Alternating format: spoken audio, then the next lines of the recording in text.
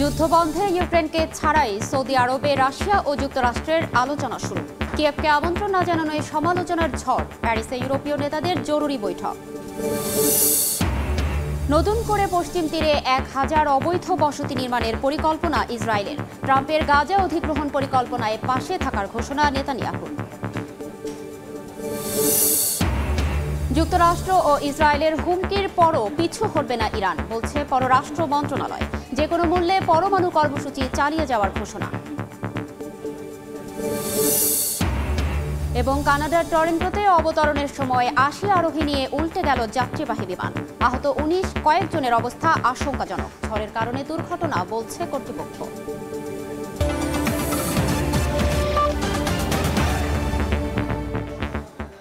আন্তর্জাতিক সময়ের সঙ্গে আছি আমি ফারজানা আলিনা।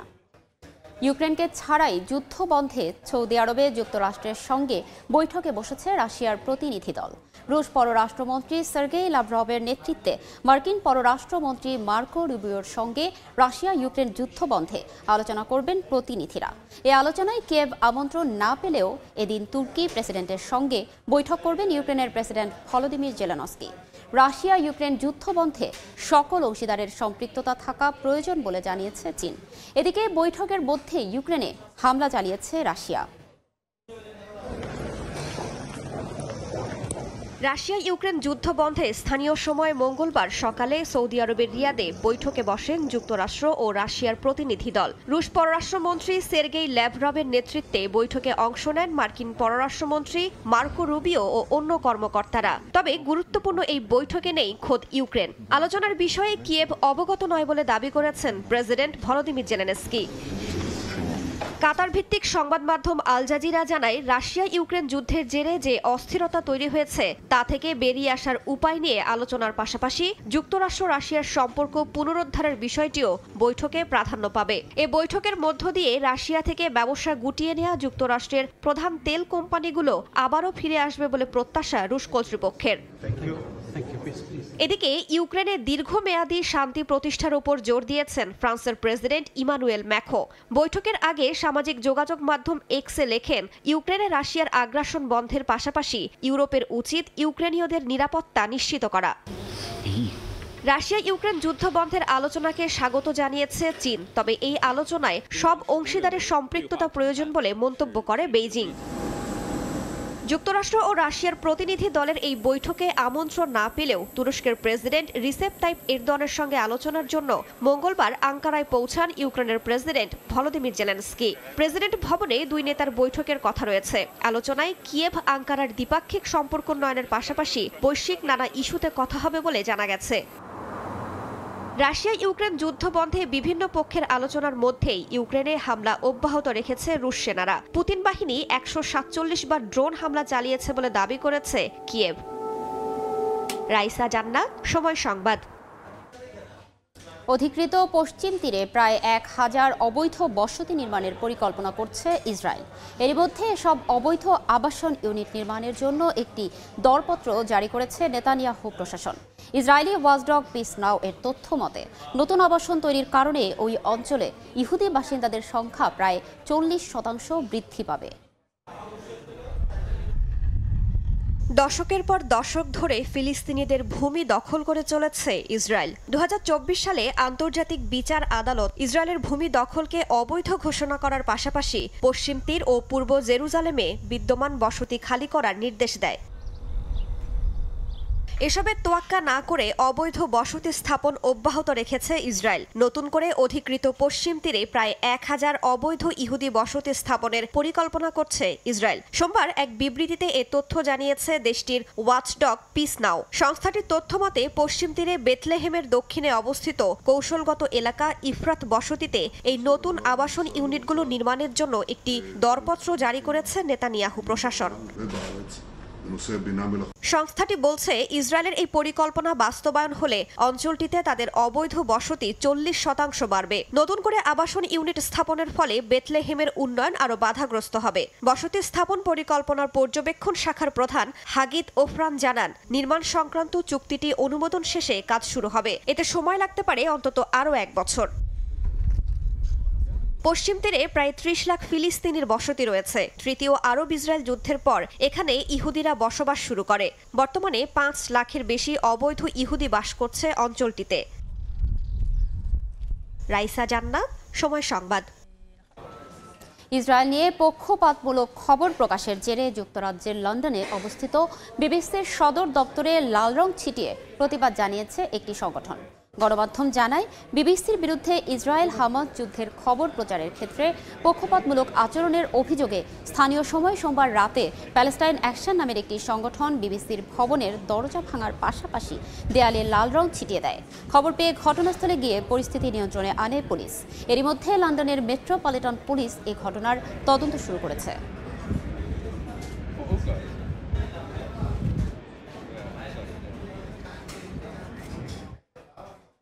মার্কিন প্রেসিডেন্ট ডোনাল্ড ট্রাম্পের গাজা দখল পরিকল্পনার পাশে আছে ইসরায়েল বলে মন্তব্য করেছেন প্রধানমন্ত্রী বেনিয়ামিন নেতানিয়াহু। তবে ওয়াশিংটন সফরে ট্রাম্পের বাস্তুচ্যুত ফিলিস্তিনিদের জর্ডানে আশ্রয় দেওয়ার প্রস্তাব নাকচ করে দেওয়ার কথা জানিয়েছেন দেশটির রাজা আবদুল্লাহ। এদিকে গাজায় আবাসন সহায়তা আটকে দেওয়ার কথা স্বীকার করেছে নেতানিয়াহু প্রশাসন। এছাড়া লেবাননে চালানো ইসরায়েলি হামলায় নিহত হয়েছেন এক হামাস নেতা। হামাস ইসরায়েল সংঘাতের ৫০০তম দিনে মুক্তিপ্রাপ্ত বন্দীরা জানান, ইসরায়েলি কারাগারে অসহনীয় অত্যাচারের মুখোমুখি হয়েছেন তারা। দিনের পর দিন অত্যাচার, অনাহার আর চিকিৎসার অভাব, এই ছিল ইসরায়েলি কারাগারে বন্দী ফিলিস্তিনিদের নিত্যদিনের অবস্থা। এমনকি বেধড়ক পিটুনির পর আহতদের সামান্যতম চিকিৎসাও দেওয়া হয়নি, বরং নেতানিয়াহু সেনারা কুকুর লেলিয়ে দিয়েছে অত্যাচারের মাত্রা কয়েক গুণ বাড়িয়ে দেওয়ার জন্য। মুক্তিপ্রাপ্ত ইসরায়েলি জিম্মি তারিক রাবি সাফি বিগত কয়েক মাসে ইসরায়েলি কারাগারে কাটানো অসহনীয় দিনগুলোর কথা বলার সময় কান্নায় ভেঙে পড়েন। খাবার পানি কিছুই ছিল না সেখানে। আমার হাত ভাঙার পর ডাক্তারও দেখানো হয়নি। আমার কামরাতেই শক্ত সমর্থ আরও একজন লোক থাকতেন। অসহনীয় অত্যাচারে আমাদের সামনেই তিনি শহীদ হন। আমাদের পেছনে কখনো কখনো কুকুরও লেলিয়ে দেওয়া হতো। এদিকে হামাসের ৫০০ দিনের প্রতিরোধ হাওয়ায় মিলিয়ে দিতে উঠে পড়ে লেগেছে মার্কিন ও ইসরায়েলি প্রশাসন। সম্প্রতি মার্কিন প্রেসিডেন্ট ডোনাল্ড ট্রাম্প তার গাজা দখলের পরিকল্পনা তুলে ধরেন বিশ্ববাসীর সামনে। তার এই পরিকল্পনায় পূর্ণ সমর্থন দেন নেতানিয়াহু। সোমবার এক বিবৃতিতে তিনি বলেন, ট্রাম্পের গাজাকে নতুন করে গড়ে তোলার পরিকল্পনার প্রতি ইসরায়েল প্রতিশ্রুতিবদ্ধ। তিনি আরও বলেন, ১৫ মাসের এই সংঘাতের পরও অবরুদ্ধ এই অঞ্চলটির নিয়ন্ত্রণ হামাস কিংবা ফিলিস্তিনের হাতে যাবে না। তবে ট্রাম্পের এমন পরিকল্পনায় একমত নয় মিশর এবং জর্ডান। বাস্তুচ্যুত ফিলিস্তিনিদেরকে নিজেদের ভূখণ্ডে আশ্রয় দিতে অস্বীকৃতি জানিয়েছে তারা। এমনকি ট্রাম্পের সঙ্গে জর্ডানের রাজার বৈঠকের পরও এ বিষয়ে কোনো কূটনৈতিক বোঝাপড়া যায়নি জর্ডান বলে জানান দেশটির রাজা আবদুল্লাহ। সাদিয়া তাসনিম, সময় সংবাদ। এবার মার্কিন ফেডারেল এভিয়েশন অ্যাডমিনিস্ট্রেশনের কয়েকশো কর্মীকে বরখাস্ত করলেন ডোনাল্ড ট্রাম্প। কয়েক সপ্তাহ আগে ভয়াবহ বিমান দুর্ঘটনার পর এই পদক্ষেপ নেওয়া হলো। সংস্থাটির জনবল সংকটের মধ্যেই ট্রাম্প প্রশাসনের এমন সিদ্ধান্ত বিতর্কের জন্ম দিয়েছে।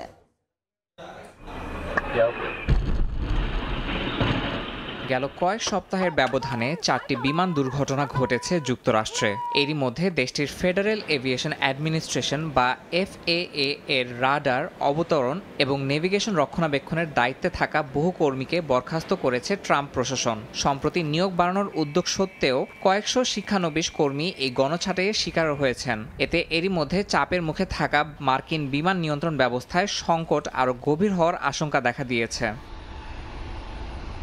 গত 29 জানুয়ারি ওয়াশিংটন ডিসির রোনাল্ড রিগান ন্যাশনাল এয়ারপোর্টের কাছে একটি যাত্রীবাহী বিমান এবং একটি ব্ল্যাক হক সামরিক হেলিকপ্টারের সংঘর্ষে 67 জন নিহত হয়। ওই দিন বিমানবন্দরের ব্যস্ত আকাশসীমা পর্যবেক্ষণের দায়িত্বে মাত্র একজন কন্ট্রোলার ছিলেন। এই দুর্ঘটনার পর বিমান চলাচলের নিরাপত্তা ব্যবস্থা এবং FAA এর জনবল ঘাটতি নিয়ে তীব্র সমালোচনা হয়। কর্মী ছাঁটাইয়ের নেপথ্যে কাজ করছে ট্রাম্পের সরকারি দক্ষতা বিভাগ, যা বিলিয়নিয়ার ইলন মাস্কের নেতৃত্বে পরিচালিত হচ্ছে।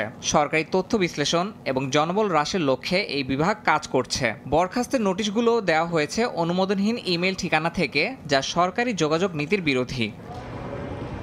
এখন FAA এর সদর দপ্তরে পরিদর্শন করবে সরকারি দক্ষতা বিভাগ। বিমান নিয়ন্ত্রণ ব্যবস্থার বর্তমান চ্যালেঞ্জগুলো বিশ্লেষণ করে একটি আধুনিক, কার্যকর এবং নিরাপদ ব্যবস্থা তৈরি করাই তাদের লক্ষ্য। তবে FAA এর কর্মী ইউনিয়ন এই ছাঁটাইকে কঠোর পদক্ষেপ হিসেবে আখ্যায়িত করে বলেছে, এটি বিমান নিরাপত্তা নিশ্চিত করতে আরও বড় চ্যালেঞ্জ তৈরি করবে।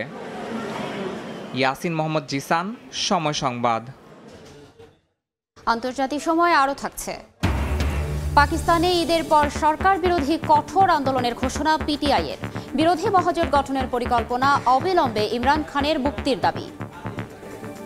যুক্তরাষ্ট্র ও ইসরায়েলের হুমকি উপেক্ষা করে পরমাণু কর্মসূচি চালিয়ে যাওয়ার ঘোষণা দিয়েছে ইরান। এ ধরনের হুঁশিয়ারি আন্তর্জাতিক আইন ও জাতিসংঘ সনদের স্পষ্ট লঙ্ঘন বলে মন্তব্য করেছে দেশটির পররাষ্ট্র মন্ত্রণালয়। এর আগে রোববার তেহরানকে ঠেকাতে একযোগে কাজ করার ঘোষণা দেয় তেল আবিব ও ওয়াশিংটন। রোববার যুক্তরাষ্ট্রের সঙ্গে কাঁধে কাঁধ মিলিয়ে ইরানের হুমকি মোকাবিলায় একসঙ্গে কাজ করার প্রতিশ্রুতি ব্যক্ত করেন ইসরায়েলের প্রধানমন্ত্রী বিনিয়ামিন নেতানিয়াহু। অন্যদিকে ইরান কখনোই পারমাণবিক শক্তি অর্জন করতে পারবে না বলে মন্তব্য করেন মার্কিন পররাষ্ট্রমন্ত্রী মার্কো রুবিও। তাদের এই বক্তব্যের পর প্রতিক্রিয়া জানিয়েছে ইরান। নিজেদের পরমাণু কর্মসূচি চালিয়ে যাওয়ার ঘোষণা দিয়েছে দেশটি। পররাষ্ট্র মন্ত্রণালয়ের মুখপাত্র ইসমাইল বাঘাই বলেন, পারমাণবিক অস্ত্র বিস্তার রোধ চুক্তির সদস্য হিসেবে গত 3 দশক ধরে ইরানের পরমাণু কর্মসূচি চলছে। শান্তিপূর্ণ এই কর্মসূচি এখনও চলমান রয়েছে। এই বিষয়ে কোনো ছাড় দেয়া হবে না বলেও জানান তিনি। ইসরায়েল চলতি বছরের মাঝামাঝি ইরানের পরমাণু কর্মসূচি ঘিরে হামলা চালাতে পারে বলে সতর্ক করেন মার্কিন গোয়েন্দারা। বিভিন্ন গোয়েন্দা রিপোর্টের উপর ভিত্তি করে এ তথ্য জানায় ওয়াশিংটন পোস্টও। এ ধরনের হামলায় ইরানের পরমাণু কার্যক্রম পিছিয়ে দেবে, একই সঙ্গে মধ্যপ্রাচ্যে অস্থিরতা তৈরি করবে বলেও সতর্ক করা হয়। রাইসা জান্নাত, সময় সংবাদ। কানাডার টরন্টো পিয়ারসন আন্তর্জাতিক বিমানবন্দরে 80 আরোহী নিয়ে ডেল্টা এয়ারলাইন্সের একটি যাত্রীবাহী বিমান অবতরণের সময় উল্টে গেছে। এতে অন্তত 19 জন আহত হয়েছেন। কয়েকজনের অবস্থা আশঙ্কাজনক। শীতকালীন তীব্র ঝড়ের মধ্যে ঘটে যাওয়া এই দুর্ঘটনায় অল্পের জন্য প্রাণহানি এড়ানো গেছে। কানাডার টরন্টো পিয়ারসন বিমানবন্দরে স্থানীয় সময় সোমবার দুপুরে উল্টে যায় যুক্তরাষ্ট্রের মিনেসোটা থেকে আসা ডেল্টা এয়ারলাইন্সের ফ্লাইটটি। 76 যাত্রী ও 4 ক্রু নিয়ে বিমানটি অবতরণের সময় নিয়ন্ত্রণ হারিয়ে ফেলে। দুর্ঘটনার পরপরই জরুরি সেবা সংস্থাগুলো দ্রুত ঘটনাস্থলে পৌঁছায় এবং আহতদের উদ্ধারে কাজ শুরু করে। আহতদের মধ্যে একজন শিশুসহ বেশ কয়েকজনের অবস্থা গুরুতর। আহত শিশুটিকে টরন্টো সিক কিডস হাসপাতালে এবং আরও 2 প্রাপ্তবয়স্ককে স্থানীয় হাসপাতালে ভর্তি করা হয়েছে। দুর্ঘটনার কারণ এখনও জানা যায়নি। তবে টরন্টোতে তীব্র তুষারঝড় ও প্রচণ্ড বাতাসের মধ্যে বিমানটি অবতরণ করা হয়েছিল। সম্প্রতি এই অঞ্চলে প্রায় 22 সেন্টিমিটার তুষারপাত রেকর্ড করা হয়েছে, যা বিমান চলাচলে বিঘ্ন ঘটিয়েছে। দুর্ঘটনার পর বিমানের পেছন দিক থেকে ধোঁয়া বের হতে দেখা যায়। দ্রুত আগুন নিভিয়ে যাত্রীদের নিরাপদে বের করে আনে দমকল বাহিনী। এই ঘটনার কারণে কয়েক ঘন্টার জন্য বিমানবন্দরের সব ফ্লাইট ওঠানামা বন্ধ থাকে। এতে চরম ভোগান্তিতে পড়েন যাত্রীরা। শীতকালীন প্রতিকূল আবহাওয়ার মধ্যেও দ্রুত উদ্ধার তৎপরতার কারণে বড় ধরনের প্রাণহানি এড়ানো সম্ভব হয়েছে বলে জানায় বিমানবন্দর কর্তৃপক্ষ। আমরা খুবই কৃতজ্ঞ যে এই ঘটনায় কোনো প্রাণহানি ঘটেনি এবং তুলনামূলক কম আঘাত পেয়েছে আহতরা। এখন আমাদের মূল লক্ষ্য হলো যাত্রী ও ক্রুদের সেবা যত্ন নিশ্চিত করা। এরই মধ্যে অনেকেই তাদের পরিবারের কাছে ফিরে গেছেন। দুর্ঘটনার পরপরই কানাডার পরিবহন নিরাপত্তা বোর্ড একটি তদন্ত কমিটি গঠন করেছে। দুর্ঘটনার কারণ খতিয়ে দেখছে সংশ্লিষ্ট কর্তৃপক্ষ। ইয়াসিন মোহাম্মদ জিসান, সময় সংবাদ। তাইওয়ানের স্বাধীনতাকে যুক্তরাষ্ট্র সমর্থন করে না, এ বক্তব্য সরিয়ে নেয় ওয়াশিংটনকে ভুল সংশোধনের হুঁশিয়ারি দিয়েছে বেইজিং। মার্কিন এ বার্তা তাইওয়ানের স্থিতিশীলতা নষ্ট করবে বলে শঙ্কা প্রকাশ করেছে চীনের তাইওয়ান বিষয়ক কার্যালয়। এদিকে তাইওয়ান প্রণালীতে কানাডার যুদ্ধ বিমান প্রবেশ করে অঞ্চলের স্থিতিশীলতা নষ্ট করছে বলে অভিযোগ চীনের। জবাবে তাইপে জানায়, তাইওয়ান প্রণালী দিয়ে যুক্তরাষ্ট্র সহ তাদের অন্যান্য বন্ধু রাষ্ট্রগুলোর প্রবেশের অনুমতি আছে। মার্কিন পররাষ্ট্র দপ্তরের ওয়েবসাইট থেকে তাইওয়ানের স্বাধীনতাকে যুক্তরাষ্ট্র সমর্থন করে না লাইনটি সরিয়ে নেওয়া হয়েছে।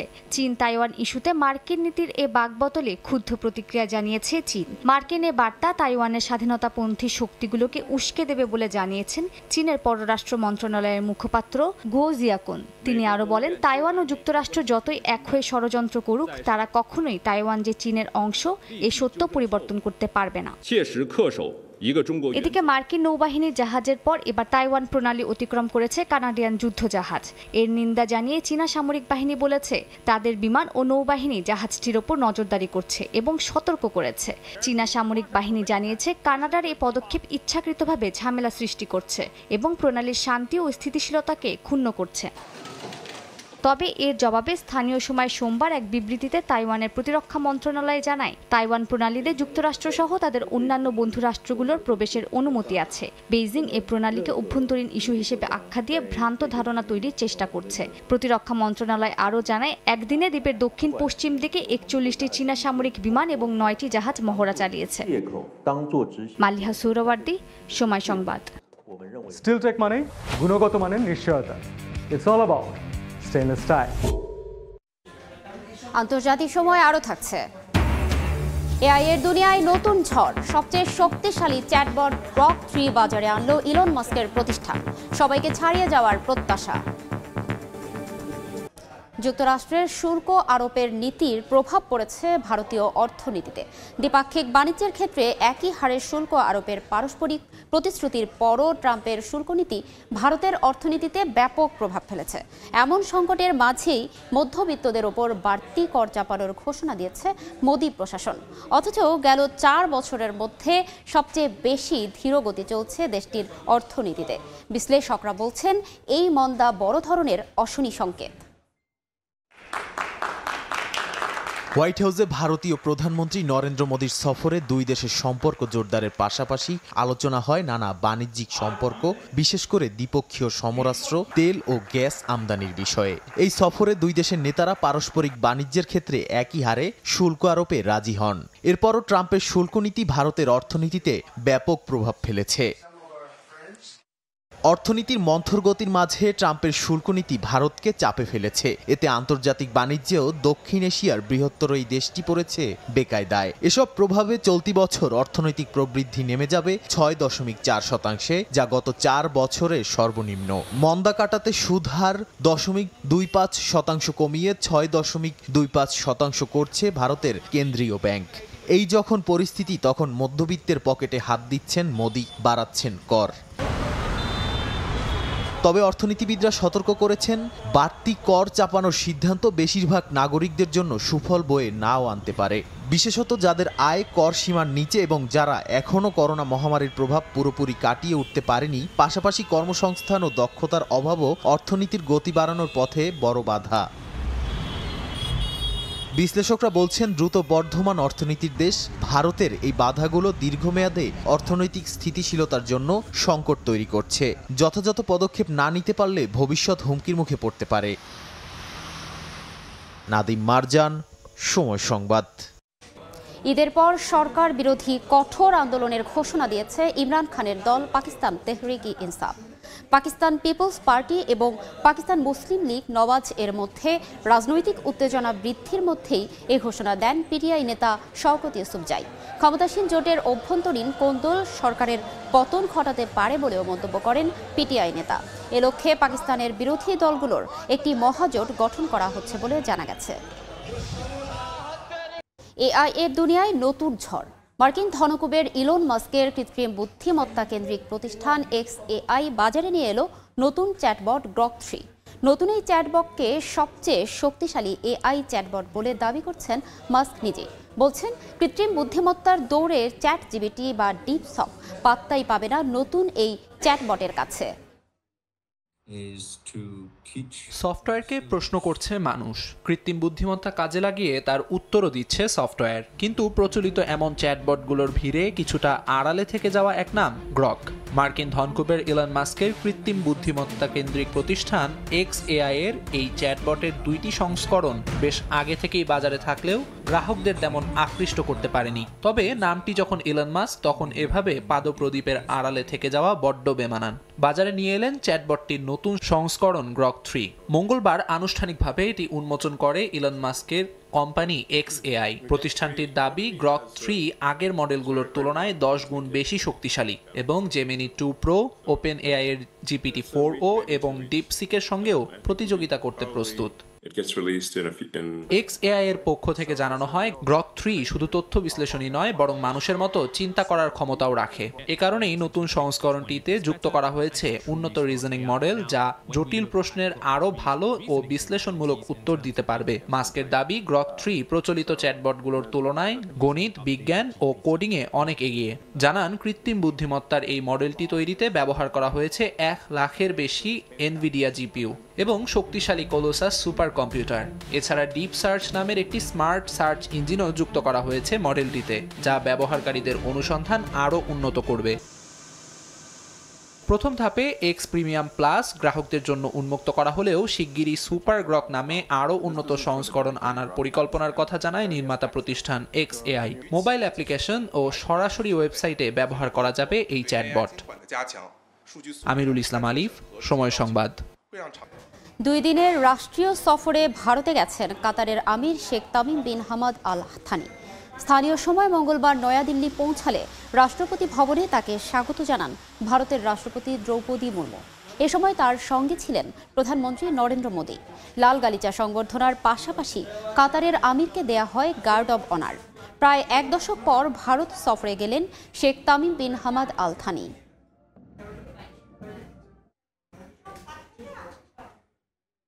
আন্তর্জাতিক সময়ের শীর্ষ সংবাদ জানিয়ে দিচ্ছি আরেকবার। যুদ্ধবন্ধে ইউক্রেনকে ছাড়াই সৌদি আরবে রাশিয়া ও যুক্তরাষ্ট্রের আলোচনা শুরু। কিয়েভকে আমন্ত্রণ না জানানোয় সমালোচনার ঝড়। প্যারিসে ইউরোপীয় নেতাদের জরুরি বৈঠক। নতুন করে পশ্চিম তীরে 1000 অবৈধ বসতি নির্মাণের পরিকল্পনা ইসরায়েলের। ট্রাম্পের গাজা অধিগ্রহণ পরিকল্পনায় পাশে থাকার ঘোষণা নেতানিয়াহুর। এবং কানাডার টরেন্টোতে অবতরণের সময় 80 আরোহী নিয়ে উল্টে গেল যাত্রীবাহী বিমান। আহত 19, কয়েকজনের অবস্থা আশঙ্কাজনক। ঝড়ের কারণে দুর্ঘটনা বলছে কর্তৃপক্ষ।